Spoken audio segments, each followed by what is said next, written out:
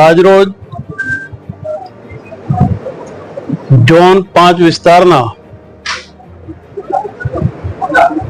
જે ગરફોડ ચોરી થયેલા મુદ્દામાલની 13 તુજકો અર્પણનો કાર્યક્રમ રાખવામાં આવેલો।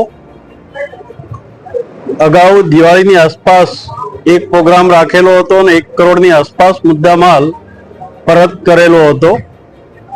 આજે લગભગ 1 કરોડ 14,32,000ની આસપાસનો મુદ્દામાલ પરત કર્યો છે। એમાં ખાસ કરીને 18 4 વ્હીલર વાહનો છે, એમાં એક ઓડી કાર છે, બાકી બીજા 4 વ્હીલર છે અને 306 મોબાઈલ છે।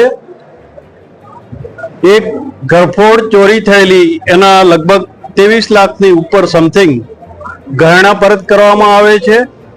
ટોટલ આજરોજ 1 કરોડ 14,35,000ની આસપાસનો મુદ્દામાલ નાયબ પોલીસ કમિશનર ઝોન 5ના થાણા વિસ્તારમાંથી પરત કરવામાં આવેલો છે।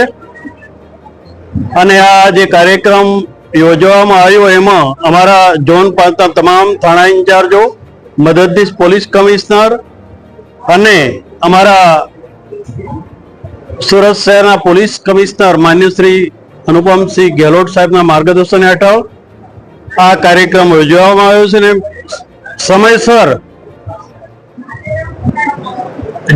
જે લોકોના ચોરી કે ગરફોડ થયેલી એ મુદ્દામાલ આજરોજ પરત કરવામાં આવેલો છે। એમાં સતત અમારા પોલીસ કમિશનર અનુપમ ગેહલોત સાહેબનું માર્ગદર્શન પૂરું પાડેલું છે।